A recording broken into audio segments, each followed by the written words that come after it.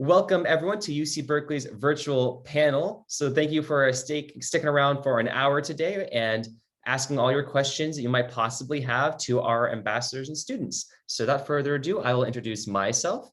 So I'll be your moderator for today. I'll be asking, not answering, well, maybe answering, but I'll be asking at least all of your questions to our panelists. My name is Casey. I use the pronouns he, him, his. Originally from and currently broadcasting from Long Beach, California. I'm a senior. I'm actually an alumni. I graduated about a month and a half ago, so I'm really an alumni. So if you have any questions about postgrad, that's me. And I majored in chemistry, go Bears for that. And some of my involvement on campus, besides being a campus ambassador, was I was involved with the UC Rally Committee, one of our spirit groups on campus, also Cal Student Philanthropy, getting money for our students, and also IM Sports, which is more of working out for the fun of it than working out for competition. So that's a little bit about me. So now I can tell you guys a little bit about the actual panel. So like I mentioned, it'll be an hour-long panel, all through Q&A. So anything you want me to ask the ambassadors, the panelists, please type it out in the Q&A. Usually like seeing hands. Now we just Q&A. Also, the chat is disabled. So again, anything you want to see, throw it into the Q&A. Type your questions in the Q&A. If you couldn't make it more clear, type them out in the Q&A. And also, if you have any more questions or you want any more information even after the tour, you can visit us at visit.berkeley.edu, or you can email us at tour@berkeley.edu with any questions you might have, and ambassador will get back to you through email. So without further ado, I'll let our panelists introduce themselves. Good afternoon, everyone. My name is Michael. My pronouns are he, him, his. I'm from the hometown of San Ramon, California, which is around 30 minutes east of Berkeley, kind of in the valley, but is considered part of the East Bay. I am a rising junior. My major is data science. I'm taking a lot of computer science classes also. My involvement on campus includes Greek life. I was admitted under the fall program for freshmen, so if you have any questions about that, feel free to ask. Other things I do on campus, I write for the Bear Talk blog, and I don't know if this counts as campus involvement, but you can always find me in the RSF. So if you have any questions about those, feel free to ask me, and I will pass it on to our next panelist. Hi, everybody. Thanks so much for coming to our panel today. My name is Dina. My pronouns are she, her, hers. I'm an out-of-state student from Delray Beach, Florida, and that's about a 6.5-hour flight from Berkeley, a little bit further from Michael, but same heart and love at Berkeley. I'm a junior. I'm majoring in English, and last summer I completed my journalism minor. It's great that we have a lot of these programs that you can get a minor in just one summer. Izzy is actually doing one now. She'll probably talk about that soon. And besides from being a campus ambassador, I'm the lead business and economy reporter for the Daily Californian. I'm in the songwriting club. I'm a part of Greek life, and I'm also doing an internship in San Francisco, but it's remote now. Hi all, I'm Izzy. I go by the she, her pronouns. My hometown is Santa Barbara, California. I'm here right now, actually. I'm a rising junior. I am double majoring in legal studies and ethnic studies. And as Dina mentioned, I am finishing up my summer minor in race and law this summer. Just some involvement on campus. I am part of the ASUC, which is our student government, the Associated Students of University of California. And I'll currently be the press secretary for our Office of the President.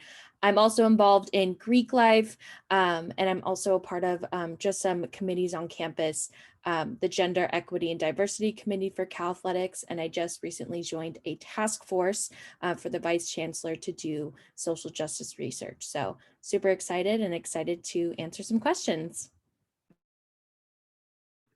Awesome. Thank you guys for introducing yourselves. And Dina and Izzy, you guys, I just realized you're kind of like a crossover of my twin sister. She graduated in English, but she's also interested in legal studies. Just realized that. Anyway, sorry, Michael. I mean, data science is cool, but not like my sister. But yeah, so now we can get started with the actual tour. So let me go and pull up the lovely questions that are being asked. So the first question, it looks like this question is going to be for you, Dina. And this question is there anything to do off campus, like in the whole city of Berkeley, maybe in the Bay Area, just anything off campus? Take it away. Yes, definitely. As an out-of-state student, I made it a priority for myself, especially during sophomore year. I wanted to make a priority to explore the Bay Area because there is just so much to do, so much to see.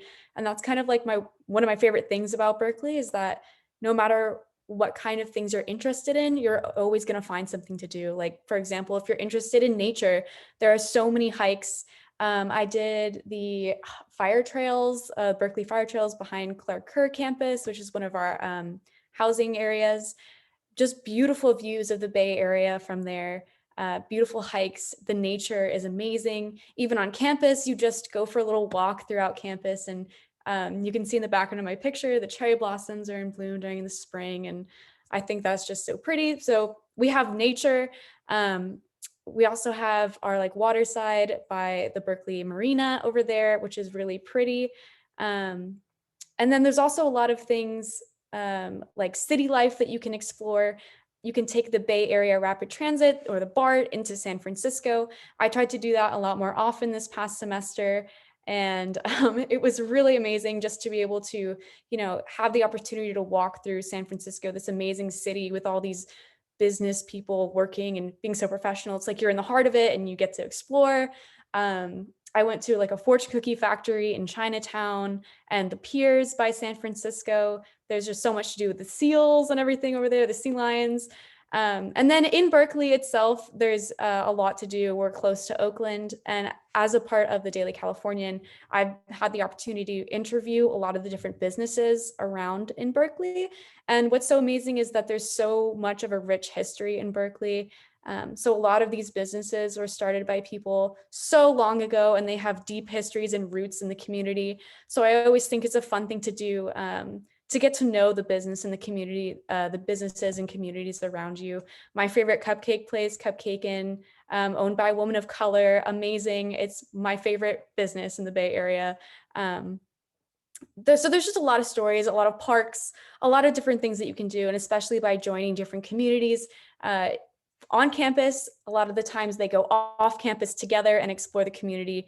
And there's a lot of different ways that you can get involved that way. But I'm sure we're going to talk more about getting involved in communities and finding your place, which is totally, definitely available at Berkeley. Awesome. Thank you, Dina. I can definitely say we will be talking more about and getting involved on campus. I can also second Bart, and that if you guys are thinking about coming to Berkeley, to our attendees, you're thinking about coming to Berkeley, you guys are lucky because they're rolling out new BART trains now. I was going to Berkeley way back when the BART was still old and gross, but now it's like getting new and clean. It's crazy. I'm so jealous. Also living in LA, I miss BART. It's so much more efficient. Anyway, so thank you, Dina, for that. And now we can ask Michael, if you guys, so this question is more about safety around campus. So Dina just talked about what it's like to do around campus. This question is, since Berkeley is in an urban area, how safe is it around the actual campus? Yeah, so I think that's a very important question, and I'd love to address it just by listing off a couple of things that you might find useful safety-wise around campus, and then I'll go ahead and give my personal advice. So yeah, let's get started. So the first thing that is very important when you come onto campus is if you ever see anything wrong or if you ever feel in danger, don't be afraid to contact the UC Berkeley police. We have the police department right on campus.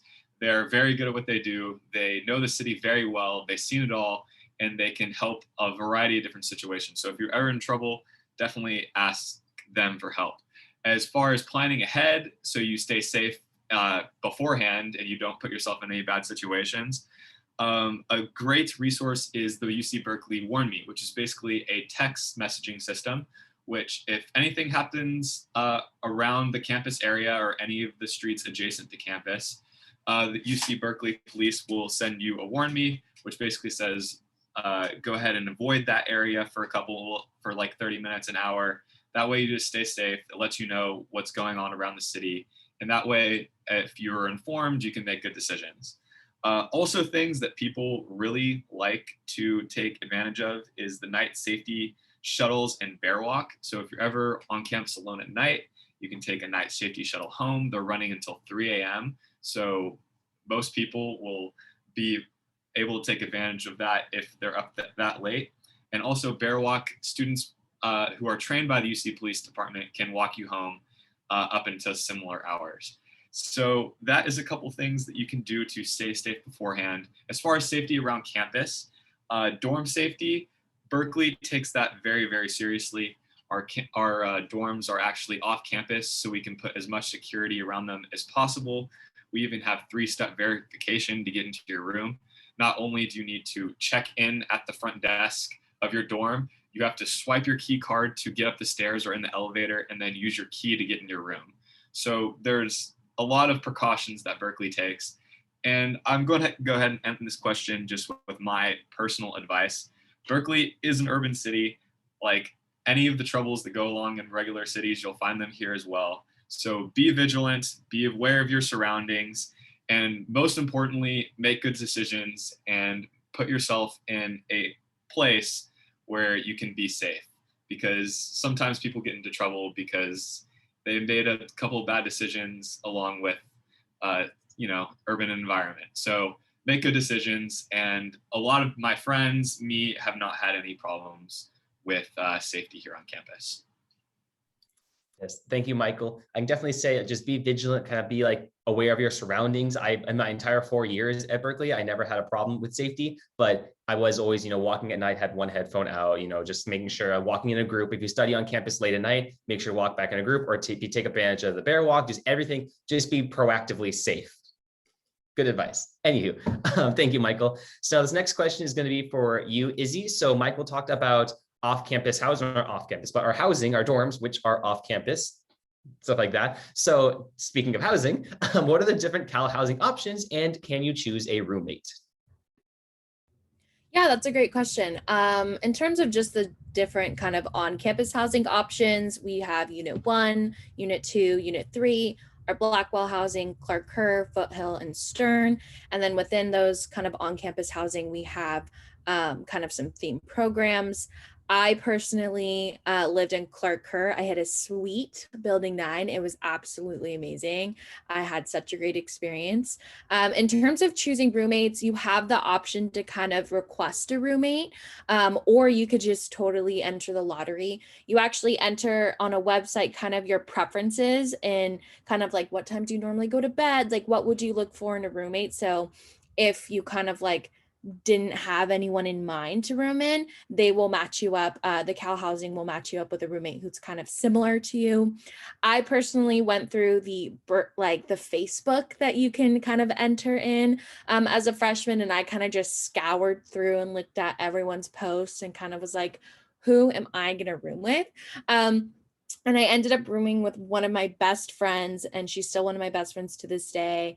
And I'm so glad that I found her. But I've had so many friends who had experiences with just literally not knowing their roommates and had great times. So I would definitely take advantage of finding people on those Facebook, on social media, and just kind of checking out if there's anyone that you may want to room with, or really just entering the website details to the best of your ability, and seeing who you end up with. Either way, it works out. The housing is super awesome. The dining hall food I love to go to.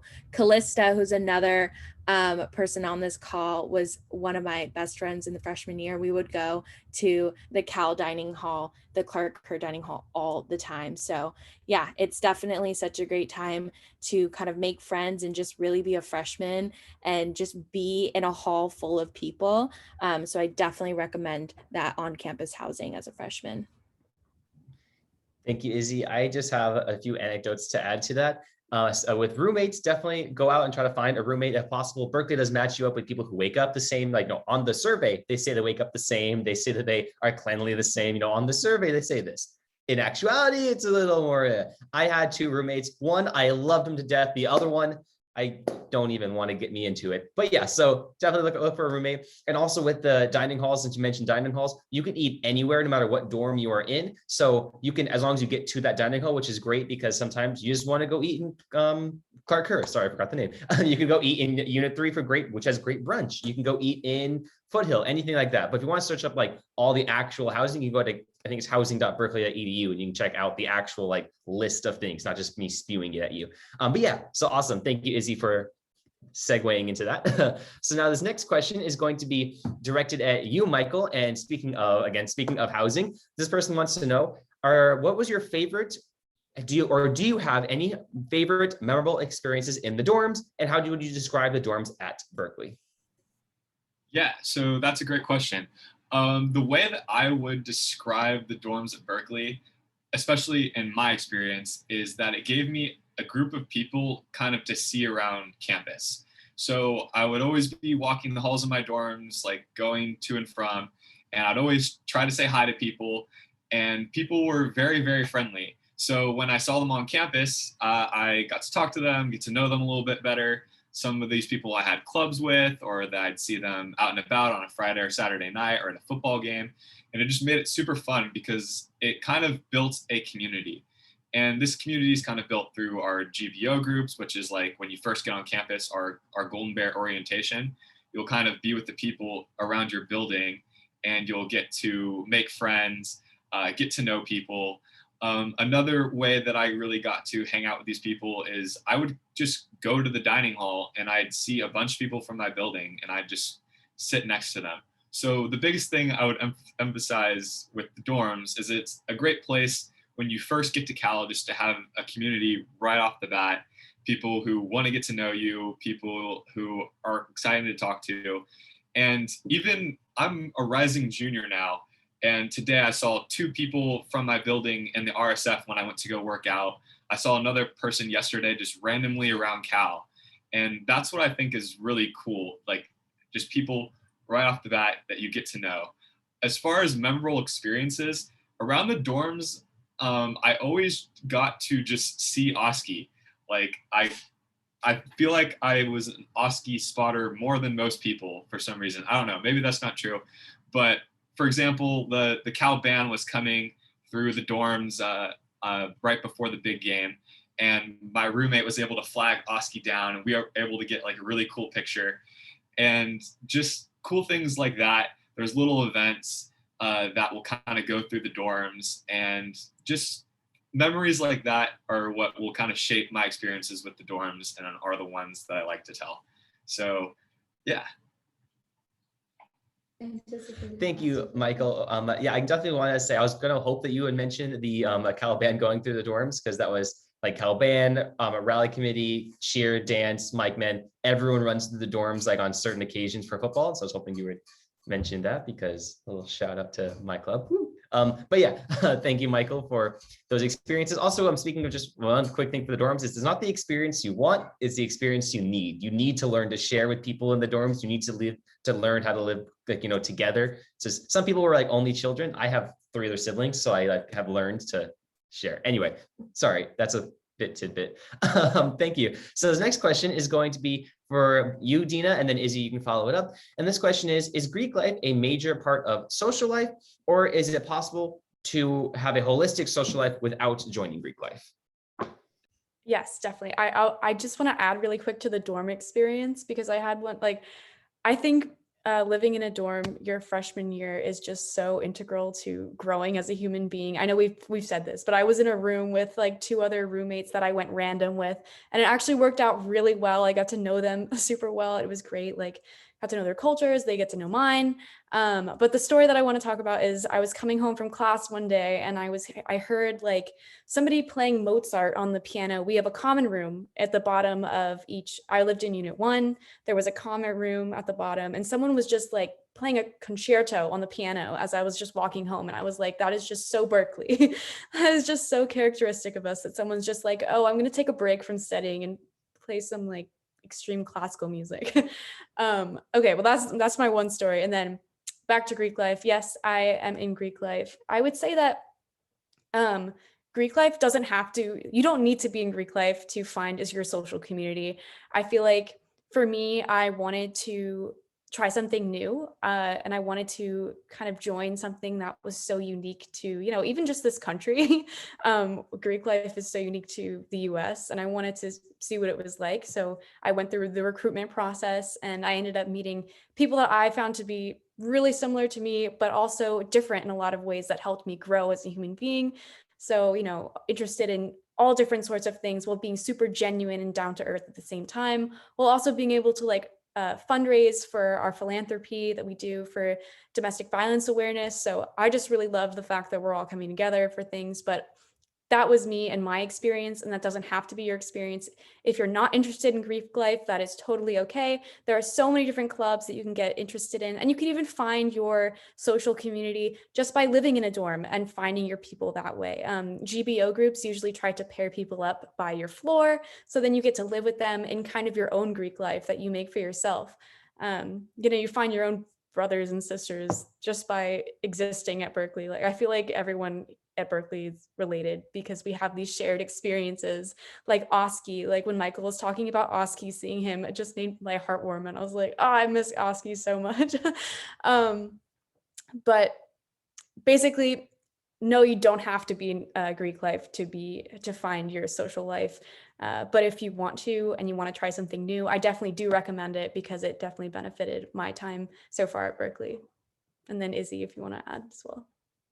Yeah, I totally agree with you, Dina. I think Greek life could be like a really great community if that's like what you're looking for. And I know for myself, I didn't have really many people in my family who had gone through Greek life. So I kind of just went through the rush process just as like, I'm here as a freshman going to meet some new people.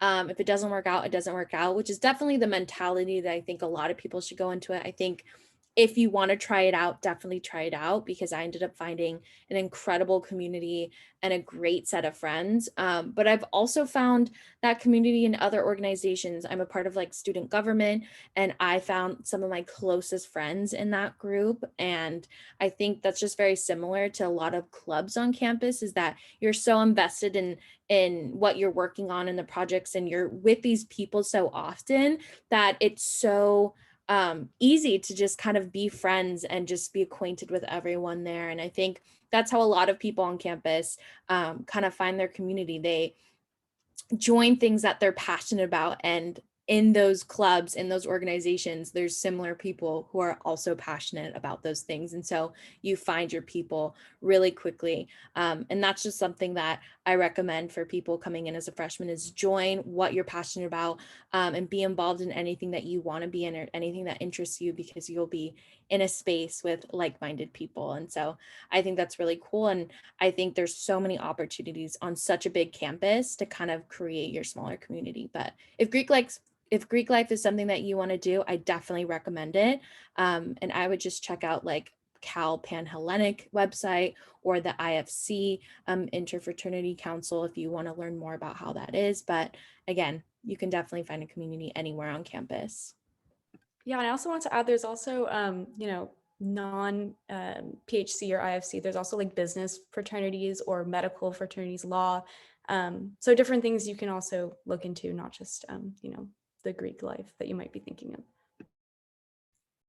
Awesome, thank you guys. I definitely have to say was not a part of Greek life. I mean, all my friends were, so I was like a part, but not like a part. It was definitely fun. I would say I was kind of a little upset I didn't join, but also you mentioned you can join anything. I joined Rally Common. That was my Greek life. I know, just saying. It's also fun, and look into it. And yeah, that's all. Tidbit. So this next question is going to be actually for all of you guys. So hopefully all of you guys can get an answer into this question. We talked a lot about not actual academics. Now we can talk about academics. So this question is, what has been your favorite class? And maybe you can talk one in your major and one that's outside your major, or one that you didn't expect to actually like. So what was your favorite class? Michael, you start, then Izzy, and then you, Dina. Okay, yeah, so I am a data science major, and one of the most popular classes around Cal right now is Data 8, which is the principles and foundations of data science. And this is one of the biggest classes at Cal right now, because data science is kind of like the new wave at Cal. If you heard of things like AI, machine learning, applications include self-driving cars, like that's kind of what I'm talking about here. Big data, maybe you've heard of that. And Cal is putting a lot of money and resources into that department. So a lot of people are taking this class, and it's really cool because it kind of opens like your mind to like this new world that's going to start to like take over industry and research and everything that we're really doing right now. It's so interdisciplinary, and that is the reason why I would recommend this class. I think a lot of a lot of majors are really starting to incorporate this into their prereqs as well. So for example, a lot of people will take like a statistics class. Let's say you're a business major or a bio major, you have to take a statistics class.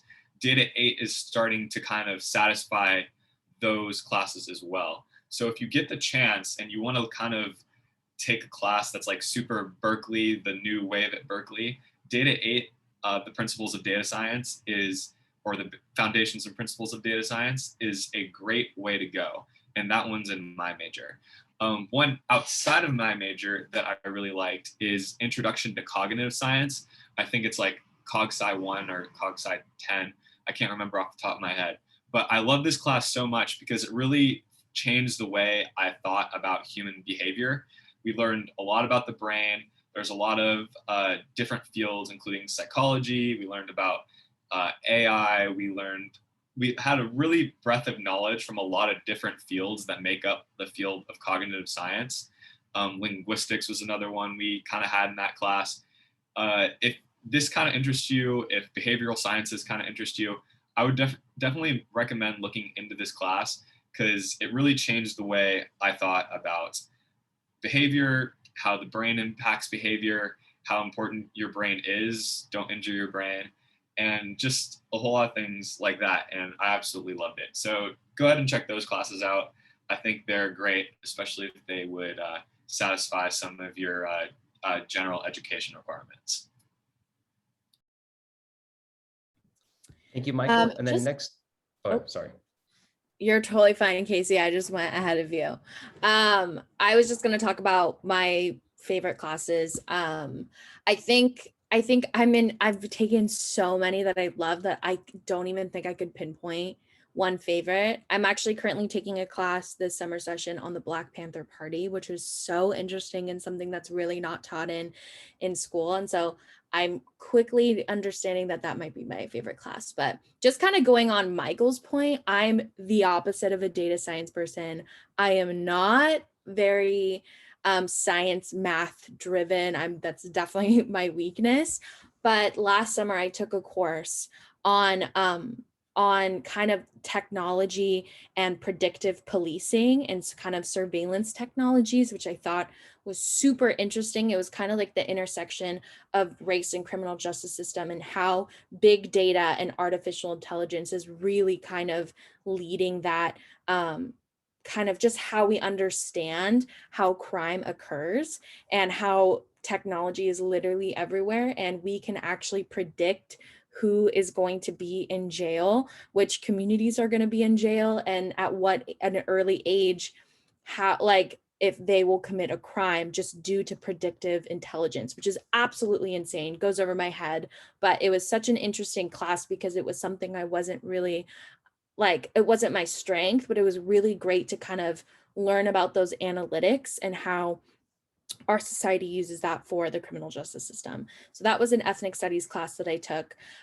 In terms of completely outside of my major, and like, it was just super funny. I took a class last spring, actually with one of my best friends, Calista, who's also on this call, called Insects and Human Society, which was like, we learned about basic information on insects and like how they kind of impact our society, literally just the title. It was super interesting. We would take time out of class to kind of like go to a museum. We have our own insect museum. We have a huge collection of insects, which is absolutely so funny. The Valley Life Science Building, it's incredible.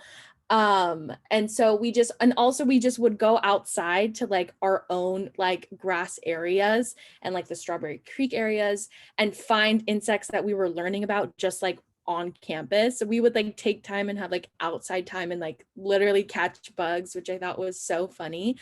And it was a really great class. Our professor was really cool. And so that was definitely out of my wheelhouse for sure, but a really interesting class that fulfilled a breadth that I was not expecting to like. So yeah. Yes. So my favorite class within my major is actually a class that most Berkeley students have to take their freshman year. We have the reading and writing composition classes. There's our one R1A and then R1B. I was able to fulfill my R1A with an AP test score, but I had to take an R1B.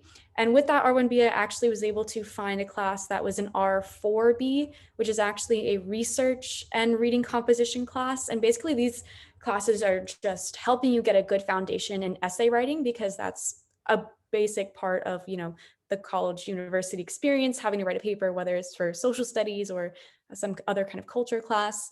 And all these reading composition classes have such cool topics that they go into. So mine was actually on evolutionary psychology. So it was going around like, what is the psychological reasons for attraction and things like that. And I was actually able to do at the end a research paper on the psychological attraction that like young people have towards the Twilight Saga and like how that the things that they used in that movie triggered something in your brain that was like evolutionarily inspired. And I, at the end of my first semester, freshman year, I came out with a research paper on Twilight, and I just simply couldn't believe that this was an academic thing, that I could watch Twilight, take notes on it, and then analyze it. Something that I did when I was like 11, and now it gets to be actually used for academics and taken seriously. So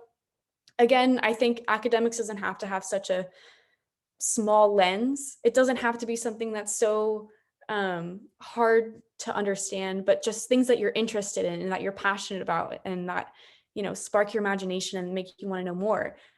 So that definitely was a class that I'm always going to remember, because it allowed me to study a movie. So that was a lot of fun. And then another class that was a little more on the academic side was something that was fulfilling my physical science breath requirement. And this was a class called Sense and Sensibility, Sense, Sensibility, and Science. So it was kind of a class for students that, like me, are an English major and want to do math. So it combined a lot of probability, statistics, and just like logistical philosophy involved in it too. So it was a big course. It was probably capped at around 50 people, but it had 3 different professors, one from philosophy, one from statistics, and then one from like, I don't know, some other kind of science class or a math. And they all collaborated together to create this class. Oh, yep. And a physics professor, they all collaborated to create this class and make it a, oh, okay. And the professor has a Nobel Prize. So it was just amazing to learn from people who are so distinguished in their field, but also who are so willing to come together with other fields and teach to everyone, no matter what your major is. So I really enjoyed that class. Awesome. Thank you guys for sharing all of your great classes. I really wish I knew that stuff to take those classes before I graduated. A little bit sad that I'm just now learning. But also, I think it was Izzy who talked about the insects class. I also had a crazy, weird class like that about mushrooms. It was great. And now Izzy is gone. But awesome. So thank you guys. So while we're dealing with that, Dina, this next question is for you. So since Berkeley is considered a large campus, how easy is it to access resources? This could be like any needs that you like, special needs that you have, or even just accessing professors, even just any resources you have to share. Yes. So first thing I want to address with the fact that we're considered a large campus is something that someone once told me, is that it's always better you can always make a large campus feel small, but you can never make a small campus feel big. And I can definitely understand that, because I came from a really small private high school. And I just feel like with a large campus, there are so many benefits in that there are so many people, so many opportunities, so many connections when you actually graduate from Berkeley. And, if you go through a job interview, you'll automatically have a connection with someone if they also went to Berkeley. You could just say like, "Go Bears," and they'll be like extra points on your interview.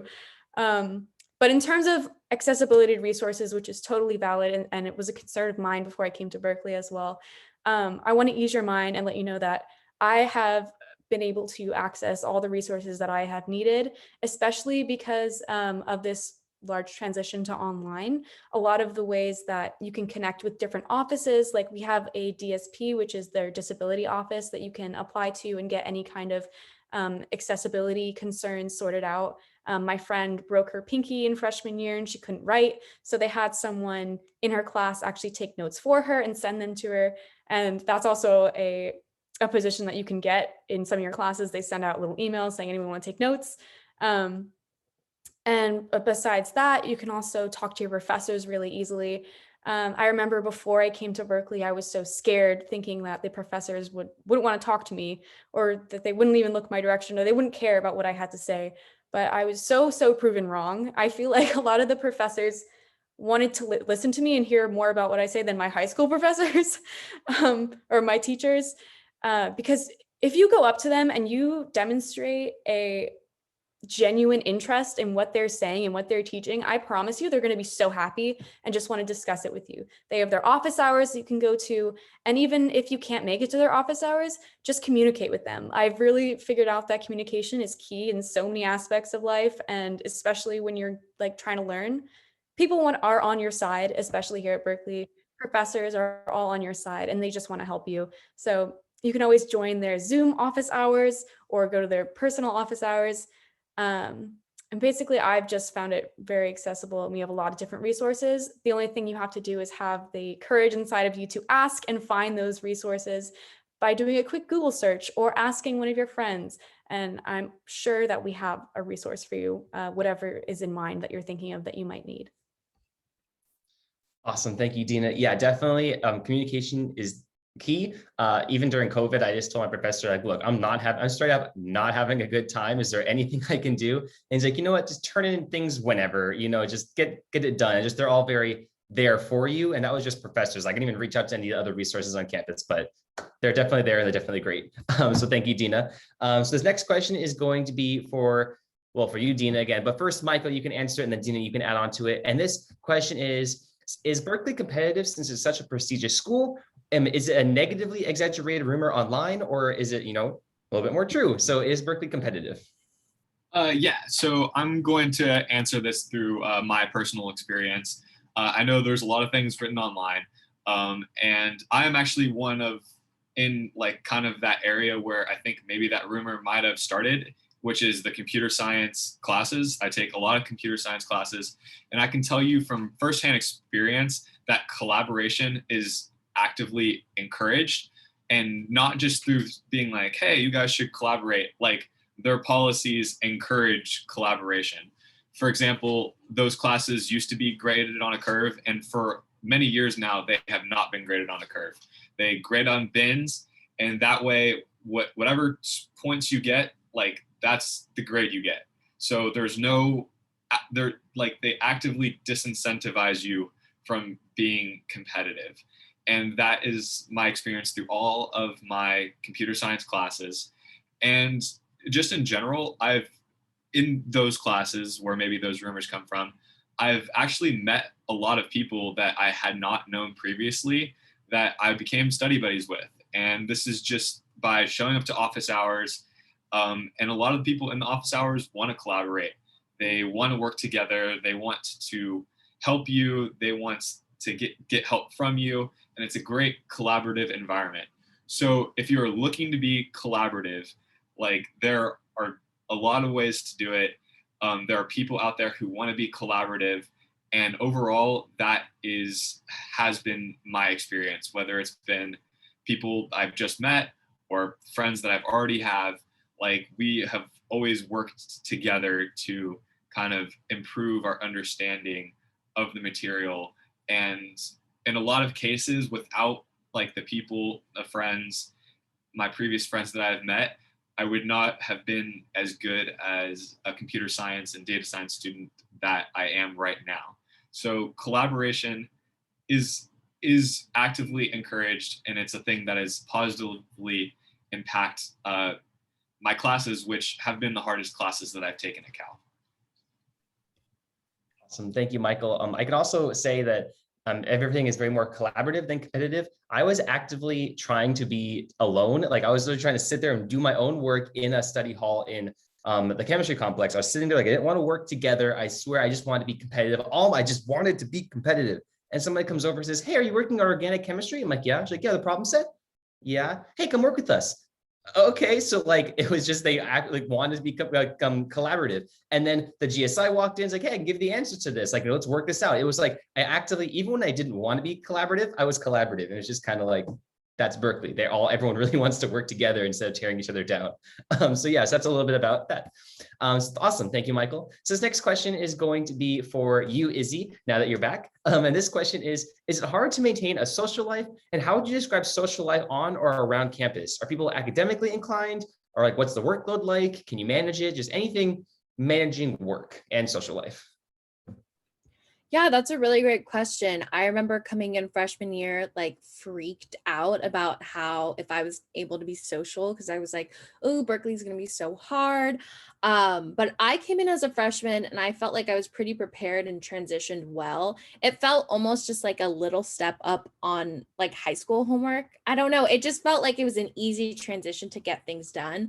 I mean, I'm currently double majoring and minoring and in Greek life and in part of like 3 organizations. So I think it's really about like time management and really wanting to do like whatever, like the things that you want to do. And so I knew that I wanted to be social, but I also wanted to have multiple degrees and work on student government. And so I think it's definitely manageable. And definitely an important part of campus is making sure that you're having kind of like that balanced lifestyle. I wouldn't say that, I mean, I would say that pretty much everyone is academically inclined. I think everyone wants to succeed well. I like the phrase work hard, play hard. Like we want to make sure that everyone gets their fun in, but as long as your work is done. There's so many resources on campus as well that you can look to for support. And so I think that Berkeley does a really great job of giving those opportunities for that support, for the help, for collaboration, as you guys mentioned before, to kind of get that help on work. And there's also so many opportunities to have fun. And I think that's a really important part of being a college student is having that balance. And so I definitely think it's super doable to maintain a social life while being academically inclined, as you mentioned. Awesome, thank you. Yeah, sorry, I have lost my page. There we go. Yeah, definitely. You can definitely manage the workload and social life, and it's all just great. Thank you. So thank you so much, Izzy. So this next question, I think, Michael, you already talked about this a little bit, but let me just touch on it just a tad more, does Berkeley have grade deflation? And if so, how can one, and if so, how drastically does it reduce one's ability to achieve high grades? So just talk a little bit about grade deflation, Michael, and then I can add on once you're done. Okay, sounds good. So yeah, this is a good question. I'm going to address it in this way. I definitely feel like there was a jump from my high school academics to Berkeley academics. Like in high school, I was a straight A student, and in Berkeley, I am not, I get good grades and I reach my goals, but not to the same level as high school. And I would just say that Berkeley classes are meant to be difficult. Like if everyone got A's, like what's the point? If that makes sense? Berkeley professors challenge you to work hard, and if you get that A, the A minus, it means something, and it shows that you are very masterful in that subject. And I would just say that employers, people that would be looking at your grades, grad schools will definitely understand this. And Berkeley just has that type of approach, it feels like. I don't have access to any data to go off of, but it definitely does feel like at times Berkeley classes are hard. But I've always been grateful for it because it has pushed me to work extra hard. I know if I just got easy A's in all my computer science classes, I would not have tried as hard on my projects, put in the extra hours, and really dug deep, spent time with my professors, my GSIs, my graduate student instructors, and collaborated with more students. So that's kind of my perspective on it. I definitely would want to hear Casey's perspective, as I am just one perspective on that question. Yeah, I would just definitely add on to exactly what you said. Like schools realize that what Berkeley has, like how our grading system works, and an A at Berkeley is, or a B at Berkeley is with an A at any other school. Like, and they just know that when you get an A here, it really is actually, you got the A. It's not like you were just handed the A, you really worked your behind off for that. And also at Berkeley, many classes are not grade deflated. Like many classes are actually, you work for the grade you get. I mean, Michael, you also mentioned before with competitive that you get the grade you get. There's no like, they can only hand out 30% A's, 30% B's. You said you work, you get the grade, no curve, you get that. And so, yeah, so many classes don't work on a deflated. My one, I actually had a stats class that worked like that. It was 30, 30, 30, 10, so A, B, C, D. But she said, if you have any questions about any grade that you're getting, please come talk to me and I'll make it work. And one of my friends, actually, he was getting a C and he said, hey, I feel like I got a B. Like I worked my behind off. I should be getting this B. I know you have the grade inflation, but I should be getting a B. She said, you know what? Fair point. Hey, here's the B. So it does exist, not often, but again, people realize you get an A at Berkeley, you really got an A. You understand the material, you understand the courses. So yeah, people realize that with Berkeley. So yeah, that's just adding on to that little tidbit. So thank you for that, Michael, and so for doing it so well, so beautifully. And then me. Oh, thanks, Casey. So yeah, next question is for you, Dina. And this question is, how would you best describe UC Berkeley's personality, its key values, and what type of student will thrive while here at Berkeley? So take away, Dina. Yes, definitely. And I feel like this kind of connects to this last question about the grade deflation. It's something that the grade deflation is something I have not had to deal with as an English major. It's not usually in my classes like that. But I think that what you were saying, that at Berkeley, people outside of Berkeley know that when you get the A here, it really means that you got the A.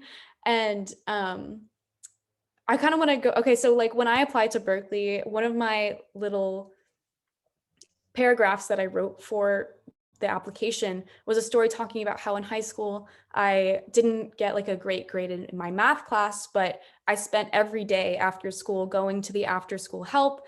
And I was able to work, like Casey says, my behind off to get the A in that class, because that was something I really, really wanted. And I think that that's something that a lot of Berkeley students share, is that drive to get what you want. And usually it's to better the world around you. So it's that passion and that drive that allows you to accomplish the things that you want to do, even if it's not the easiest. And I think that shows real grit and determination that people and employers really understand and they see, and they admire that. And I think that as a Berkeley student, I'm proud to be surrounded by all these people that work so hard and, don't want to take it too easy on themselves, because even though we have a great balance between fun and studying, I think that the fact that we want more rigor is amazing, because it means that we want to be better. It means that we're always trying to improve ourselves to improve the world around us. And I think that that sentence in itself is what Berkeley is. We want to improve ourselves to the best of our abilities so that we can improve the world around us. And in terms of more of like UC Berkeley's personality, I think that's another thing that I love so much about us, is that even though we're working really hard, we're also really funny. I think that we're super funny. Like, I think we had one of the first Facebook meme pages. And I just feel like that spirit behind us, that little, it's like sarcasm and just love for our community, but also being able to joke about it, is something that I really love about Berkeley. So we're passionate, but we're also funny, and we know how to take a joke. But we know that the real thing in the world is making it a better place and being passionate about whatever we're interested in that'll culminate in a better world for us all. So I think and I think in terms of what student will thrive there, is someone who's determined and someone who really works hard and wants to be their best self. Yes, thank you, Dina. And also, I just want to add to the personality, like what student will thrive, is it somebody who just, I mean, everyone just says try hard, work hard, but like, even when the going gets tough, like there's a pandemic, there's like wildfires, there's whatever is out there, there's a power outages, Berkeley had to deal with all three. You just keep going, you keep trying hard. So yeah, that's just like the personality. So now the second to last question, this is going to go to you, Michael. So this question is, if you had to pick any place to take a selfie with Oski, where would it be? almost forgot to unmute myself. I was too excited by the question. So there are two places. I know you said most, but I'm gonna give a common one and a less common one. So the most common one that I've seen is our statue of Sturdy the Bear. He is right by the Cal football stadium. I feel like everyone, when they first get into Berkeley, they go to this statue and they take a picture with him. My cousin came to visit like a year and a half ago, something like that, and she pretended like the bear was like wrapping his arms around her and eating her, kind of. It's a really cool statue. It's very big. I'm sure if you just look up Sturdy the Bear, you will find like a picture of him. He's super cool. Another thing, I'm gonna make it quick. The other one that I want to do is the smallest bear statue on campus, which is located at South Hall. Maybe that's on Google too, I'm not quite sure. But on South Hall, there's the smallest bear statue.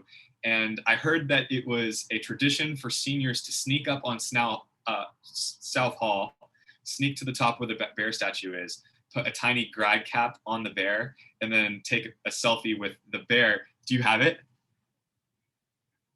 Oh, that's This super is just cool. this is as close. I was hanging up a banner for rally committee, so I was able to get really up and close and personal with the little tiny bear statue. But this thing is small. Anyway, sorry to disrupt.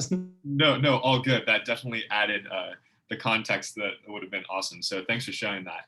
And yeah, when I'm a senior, I want to have a tiny grad cap for the bear, and then I'm gonna wear my grad cap and I'm gonna take a selfie with that bear. Hopefully I don't fall off of South Hall, but that is something that I will do.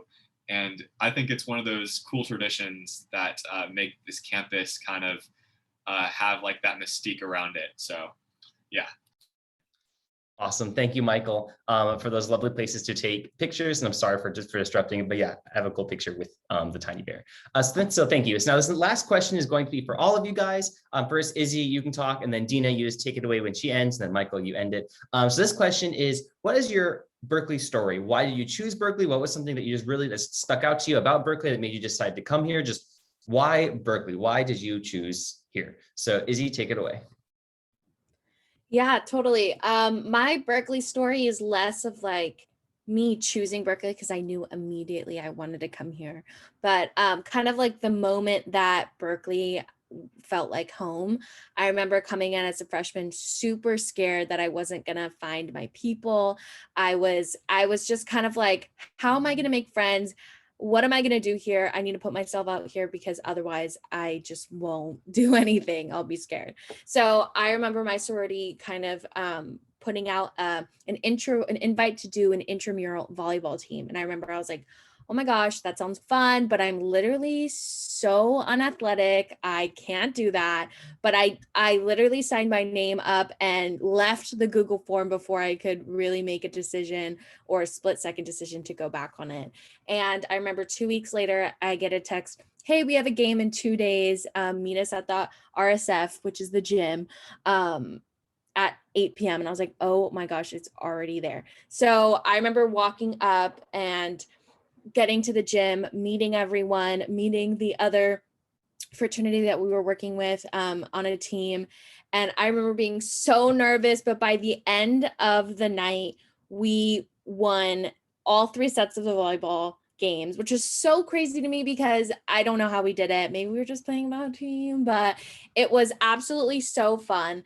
And it was the moments that I wasn't really paying attention to, like taking the 79, our bus line to the RSF, going to Yogurt Park, a beloved yogurt spot at Berkeley, and really just kind of getting into a scenario I wasn't used to and becoming friends with everyone and kind of going out of my comfort zone to make these friends and do things that I'm horrible at, that really made me realize that I could navigate Berkeley and that I was home.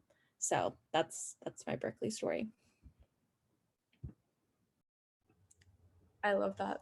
I love that story. I totally agree. It's something I actually never thought about, but like, it's the moments you don't realize you're not thinking about it that actually make you think about it later. That was so poetic.